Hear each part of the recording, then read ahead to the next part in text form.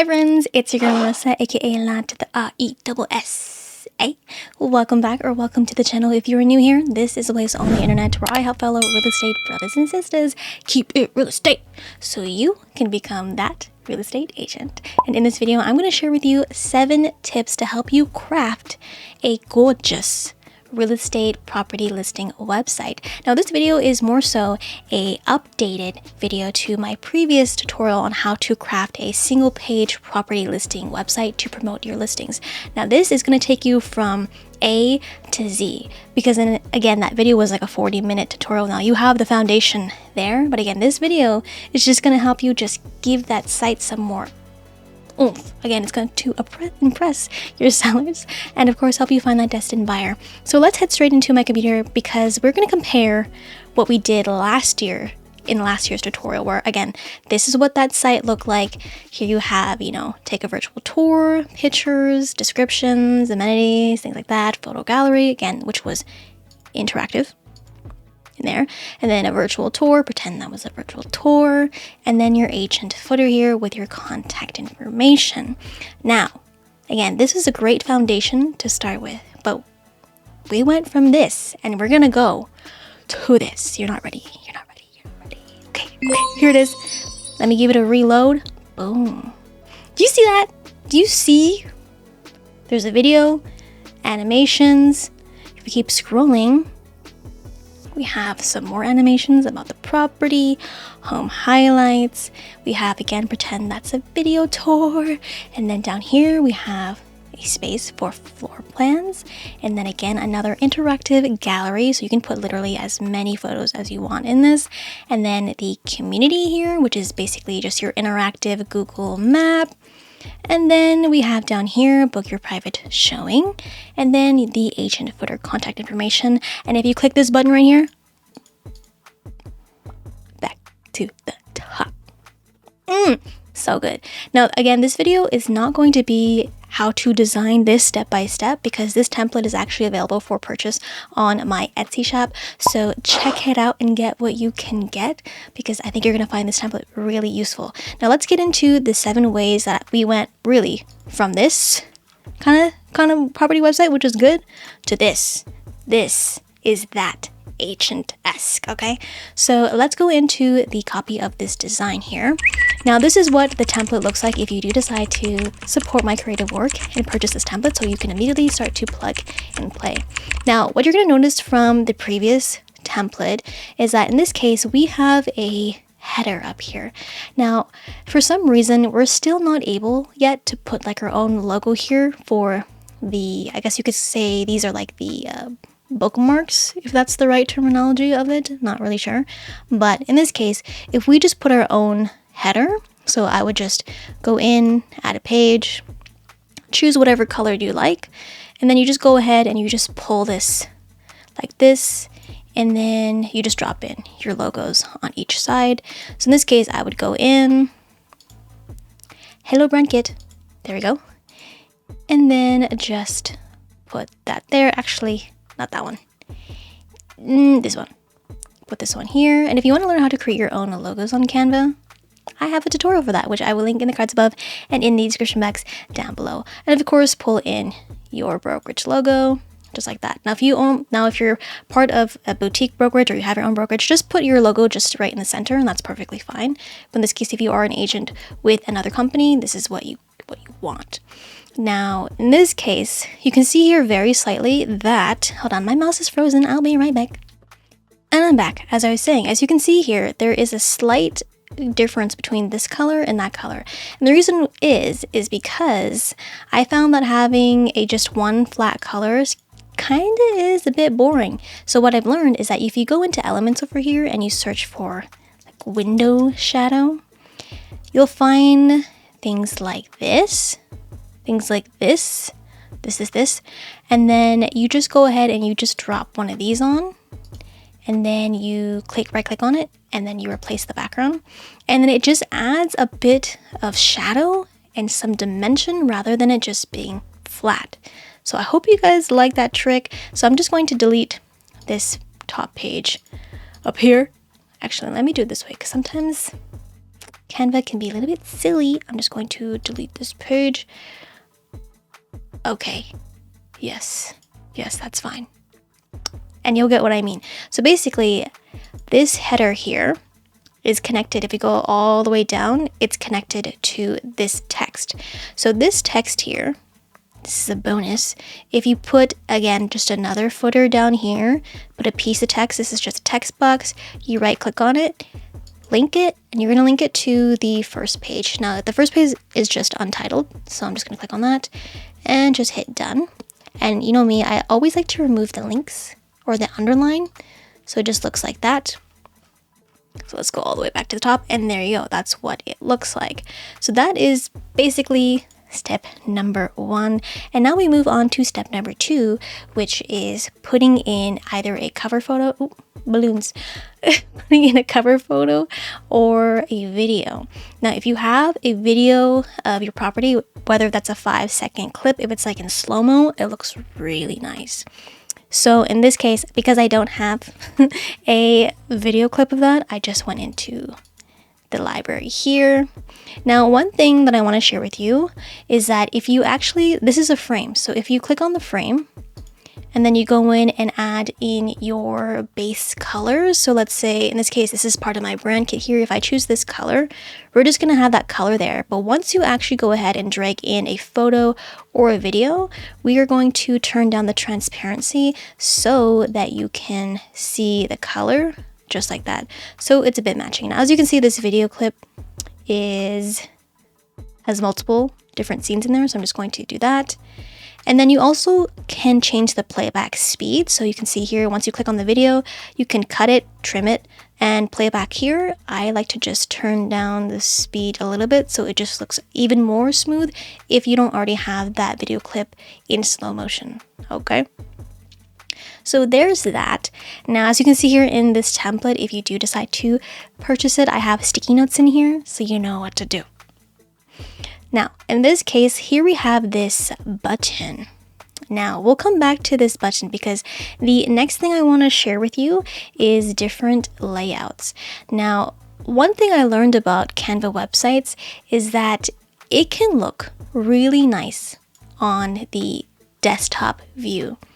But if you're not properly optimizing for mobile, it's going to make the spacing of your website look really strange. And so one way that I learned to kind of combat that is by using certain elements. Now you see right now, like this element here is obviously off. And then there's this little one here, it's obviously off. So I have to delete this sticky note.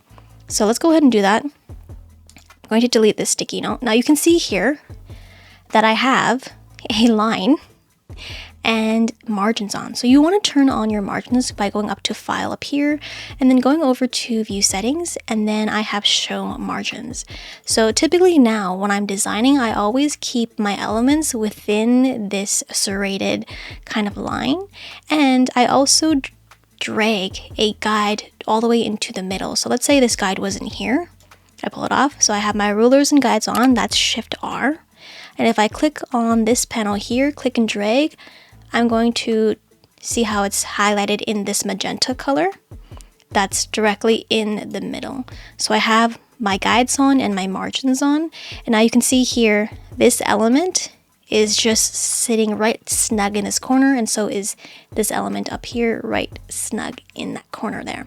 So when we go up to the preview button, we will see in this mobile view that this is what that looks like. And if we go back to desktop, this is what that looks like. And you can see again, because I've put two logos on each side in the mobile view, it's going to put them nicely in the center, just like that. And again, because we have with navigation on, we have our menu right here. And so these are the different menus. Again, to have that kind of menu there, we do need to make sure that we label the pages in the grid view to have that navigation there. So with that all said, moving on to this kind of page, as you can see here, I have, again, one side is the text and one side is all these different boxes. Again, this is just squares with a gradient color. So this is a gradient color. So it has 2 different shades. It's just text. And now we can use like squares or any shapes and use them as a text box too. So if I go R on my keyboard, this is a shape. And you can also put text inside of it, and you can change the color just like that. Obviously, you can change the text color as well. So it is white or that cream color, and you just put it nice in order just like that. And now you can see here again, I have it on this side and I have the text on this side. Now you can see how I have the line in the middle. That is my guide. Now one thing that I also learned here is that even if you put things on one side and the other elements on the other side, sometimes Canva doesn't understand the spacing margins that you have on your page. So sometimes you'll have to use, this is my trick, you'll have to use grids to keep it in place. Now I know that sounds very strange, but if you see how I'm hovering my mouse over here, this is actually a grid. So if I click on this and I delete the color, you can see that this is a double grid that I have just put that same white color in there to match. Because if you don't have this grid for some reason, so let me delete this. And if we go into preview, and then we're in the mobile view again, the cropping is just not it. So you see how it's just right up against this white here. Like there's very few spacing in between. And the thing about websites that I learned is that you need to have good spacing in between each section of the site. So let me go ahead and close that. I'm going to just Command Z to get that back. Now if you want to know where those grids are, just go into your elements and then just click out of here and then go down. So it's not necessarily frames, but it's grids. And so it's just this grid here. And then you just size it up to, again, I fit it inside that serrated margin there, just like that. Now, depending on how long your page is, you'll just have to adjust accordingly like that. But anyways, I'm just going to make this probably a little bit smaller, just like that. And then let's go and see if this actually works. Preview.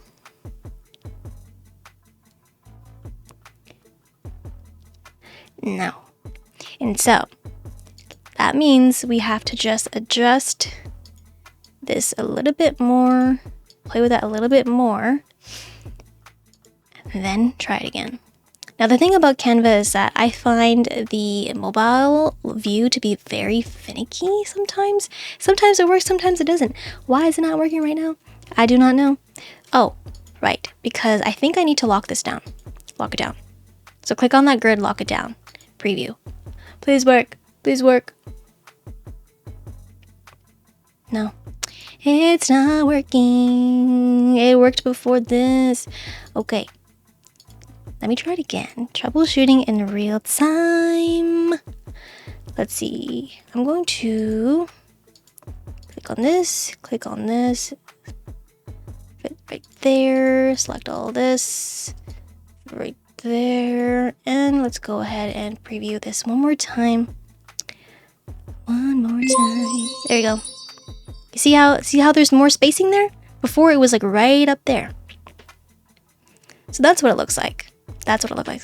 So obviously because I have my sticky notes there, it's messing with what it looks like, but I'll remove those once we keep continuously going down this template. But you can see here, you want to have the grid here right in the middle, and you want to make sure that the elements that are sitting on top of that grid are more so aligned. Like these things have to be aligned together, and all this has to be aligned, probably more separated out that way, and that's why it wasn't working. So again, most of this is you would just want to troubleshoot it. I don't think we did need to have the grid in the back locked, but let's go and see what happens if I do. I think if I have it locked, it's gonna sit in that position. Or not. See? I don't know. But as you can see here, the spacing is so much better, and that's what we want. Now, because that is done, it's the same method on this page here. So instead of this page here, so I'm going to show you something. So this page here is also the same method, but instead of it being a two grid, it's actually 3 grids. So if I delete the color, you can see here it's 2 grids and then 1, because you can find different grid styles here. So if you go to see all, the grid that I chose for this particular page was actually this one. So you can see here, 2 photos on the left and then 1 photo on the right. And then you just, again, you just pull it into your margins, so it's like sits like that, and then you want to have, whether it's the right side in this case, to have the color. But I'm going to delete that, because this way, again, when we go into the mobile view, Canva is just going to stack things from the left side to the right side, if that makes sense. So in this case, because we have a grid, we're just going to go in and grab some photos. Now, if you don't know, you can actually connect your Google Drive to Canva. So that way you don't have to natively upload your listing photos to Canva.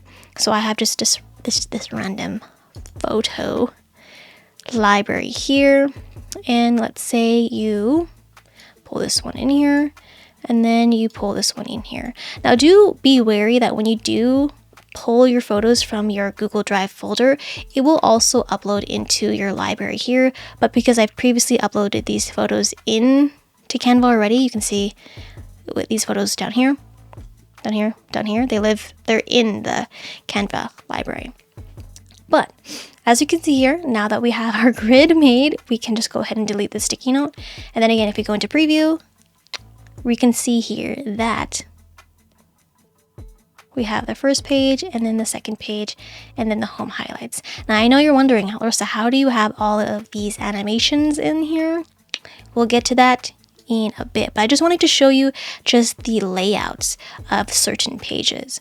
Now you can also do that, but if you want to have a little bit more help, if you go to just add a new page, and if you go into elements and go, actually not elements, actually you want to go into grids here, grids, designs, and then go into layouts. So this is templates and layouts. You can actually see different templates or page layouts that Canva has. So this one is also a grid too that they have, but they've just put just a single photo grid, if that makes sense.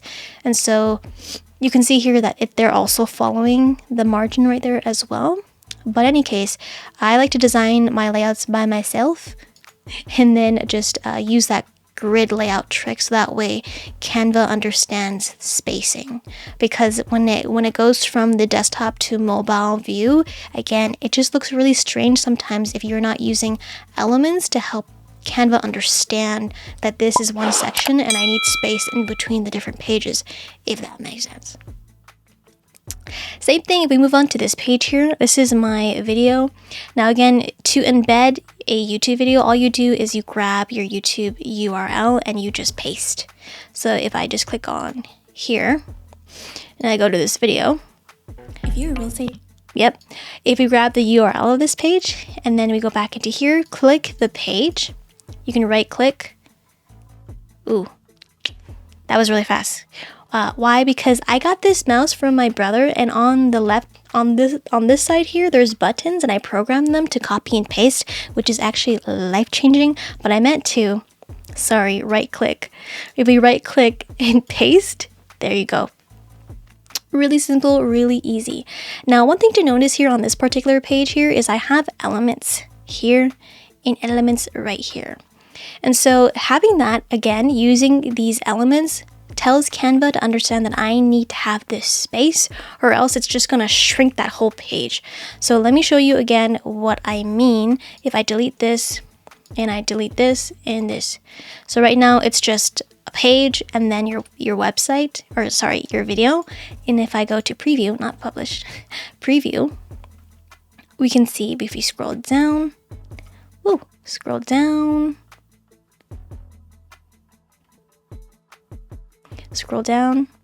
it does give us space. It actually does give us space, but just for the aesthetics purposes, I do like to have those elements in there just because it looks nice. So totally up to you, but I like to have those little designs in the corner. Let me just, and to find those designs, you just go into elements, and I think I just looked up like dots, dots. Yeah, something like this, dots like that, this one. Or this one, whatever you like. And then I just did that. And if we go to preview again, you can see here that it does give me even more space at the top and space at the bottom, which I prefer. I like having the space and having that, I guess you could call negative white space, but it just gives, I think just having space in between your pages makes the page flow better, so it's not all scrunched up together. And so that's pretty much it for that page there. And again, this page here, this is just an image of a floor plan, not the floor plan of this house, but obviously you can just put one single floor plan, or you can put two pictures, you know, side by side. Again, you can use that grid strategy that I shared with you. So you can just go in and use either this one, or in this case, if you do have multiple grids, or sorry, floor plans, you can create a separate gallery. So in this case, if you remember from my previous video, in order to create a gallery, basically what this is a Canva presentation that we've just embedded into our site here. So let me pause this video so I can go find the gallery for this. I will be right back. Alright, I am back, and this is the photo gallery. Again, this is just a regular presentation that you would find in Canva, just a presentation, and then multiple pictures linked together. Now you can see here that I have what they're called transitions. So I'm going to click on that and it's going to open up this panel. So the transition I have is just dissolved. You can choose whatever you'd like. I just like the dissolved look because it looks very seamless, very professional. And again, you literally can have as many photos as you want. And then you go up to this share button here. And typically you want to look for the embed button. If you can't find it just yet, go down to more. And you should see in this share area the embed link. Now, because I already have this linked up, it's already live. But essentially what you want when you have this embed link live, you want the smart embed link. So in this case, you would copy that and then go back into your other opened design. And then you would just, again, right click and then paste. Now again, if you wanted, what I recommend in this case is if you have more than one floor plan, like 2 or 3, if it's different levels, I recommend you create a separate gallery for this page instead. And I would keep the back, if the plans are white, keep the background white so it looks nice and seamless. And so in that case, this is what we have. I just had that one photo. All good. And same thing with what we did with the YouTube video page here. You can see again that I have these elements here, here, these ones. And so it's the same effect because by having these elements in there, it tells Canva to leave space, leave room, so it doesn't squish the design or the pages all together. And so that's what that looks like. Now, again, this page here is not, it doesn't have any grid at all. It just has just the Google map and then these elements on the side here. But because these elements are stacked nicely and this is one single element, Canva understands that, okay, we'll just stack this on top of each other in the mobile view essentially. Now I'm going to delete this. But again, if you want to put in a Google map, just go into the app section over here and look for Google, or just look for maps, and just go ahead and click on it and then put the address in here. Or even if you actually go to Google itself, apparently if you find the link, if you go to like the Google map and then it shows you the street view, you can take the URL of that Google map and actually embed it into here. It's the same thing, same strategy, or again, just search the address here. Whatever works will work. Now, in that case, next thing we have here is this page. This is also, again, this is a stacked frame. So again, if I remove this, it's that frame. And then you just put in a photo. Let me see here. Let's go into my uploads. You can put, obviously, a photo of the house, but I'll just put this one for now. And you can see here that I've also included those elements again in the corner because I want to maintain the spacing. Again, that's really just for aesthetics, but because this is in that double grid, it will maintain the shape and the spacing, but I just like that because that's kind of the theme of this particular template. And so we'll come back to this page here, but essentially, no, we'll do it right now. Essentially, you can just drag and drop your photo in here. So I have some pictures here in my brand kit. Go back in here And let's see if I will use this one. That one. If you want to learn how to make that pop out look, I do have another tutorial on my channel, which I will link in the cards above and in the description box down below. Now, the method with this particular agent footer is I basically designed it as you would see like in Linktree, how all the links are like stacked one by one underneath, and then you have your social media icons and then your logos. So again, you would just remove this, and then obviously you want to put your name here, put your name here. And then I am going to put my logo here. In this case, I have this logo variation, so I would just put that here. Make sure that's stacked nicely. And then we'll put EXP down here. And then I actually am going to just rearrange just slightly so it's more in the middle. Maybe move this a little bit over. Just like that. And that's pretty much it for inputting your design in here. Now here's where the fun part actually starts, is actually what I learned is by giving your buttons a shadow. Now this might not look like a lot, but I think having a shadow underneath actually gives it a lot more dimension. So let's go ahead and do that. I'm going to show you how I did that. So I'm just going to go into elements. You can just grab a shape. In this case, it's a square, and I just kept this really simple. So let's virtual tour. Yeah. And then you can change the color of it if you'd like. Make it a little bit smaller. Make the text a little bit smaller. Another thing with your buttons is you want to make your buttons look cohesive across the entire page so people know that that is a clickable element. So you can see here, if I turn my grids off, you can see how the above one has a slight shadow, and this one is just a flat white button. Now it's very subtle, but you can see here with the shadow, it just gives it that extra elegance, I would say. So to do that, I would go into elements here and search up shadow. And you can choose any one you like. I think I chose this one here. And so what you want to do is you want to make sure that this element is layered, sent to the back. So that is right in the back. Oops. Oh, I sent it all the way to the back. Send backwards. Send backwards. There we go. And try not to do what I just did there, because again, this video here is in a frame, so typically you just want to adjust using your keypad, so that way you don't mess anything up. So in this case, once you have that where you'd like it, then once you put in the shadow, this is where you can link this button to the desired page. Now in this case, I would link it to obviously the video here, right? And then I always like to remove the underline. And in this case, you want to click on the shadow, hold your shift key and click on the button, and we're going to group it. And once you do, we can go up into elements, animate, and this is where you can animate the button. So in this case, I want to delete this here for the sake of this tutorial. I'm going to put that button here, and you can see here with this text here, the animation is panning up. Now, the tricky thing about this is that when you select your elements, you want to make sure you select the whole unit.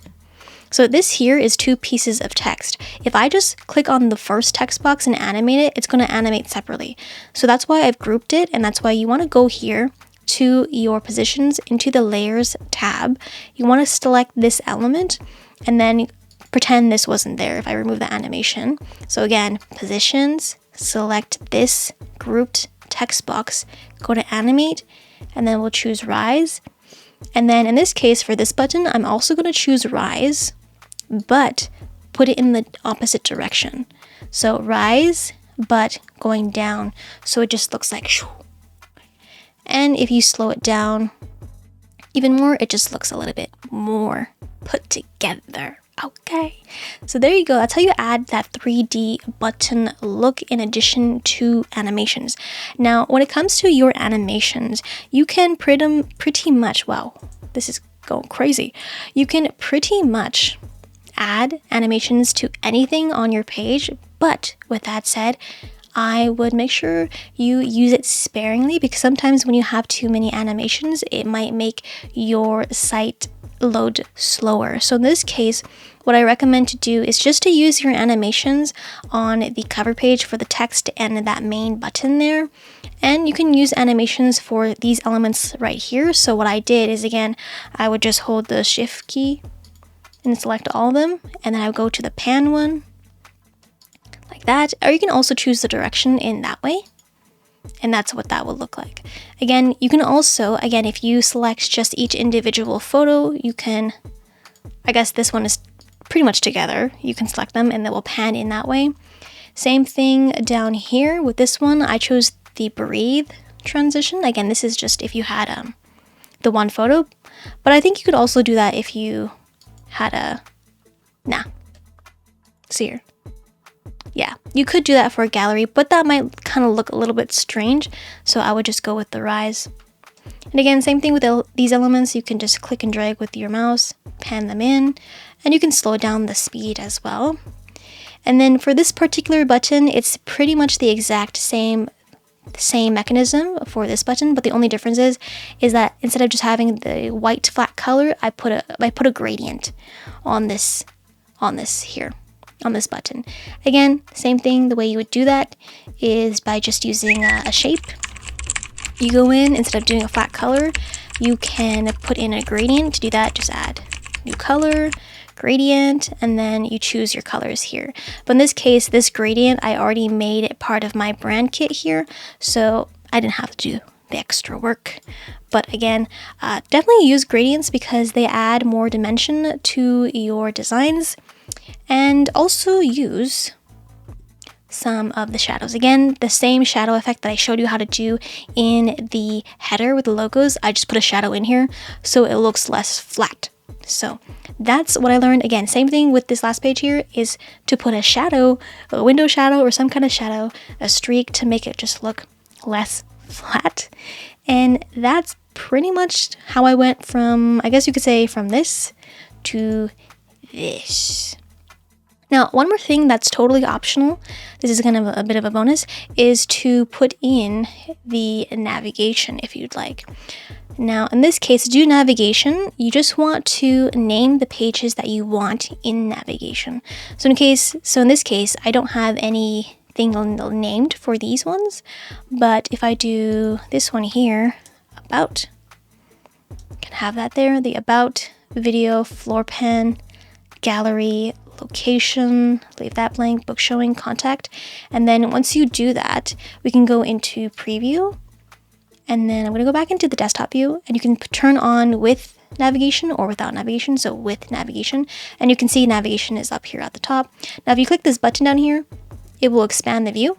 And so this is where you can actually preview the site as it would be if you were to then publish it. So if you click on this button, it should bring you down to this page here. If you keep scrolling, that's what that all would look like. And there you go. And of course, I also added animations to this here, so it looks really cool when you scroll down to the bottom. And again, if we click up here, it should bring you all the way to the top because we linked that piece of text to this header up here. And then again, you can go in and check all these different navigation buttons here. And then in mobile, its navigation is in this hamburger down here.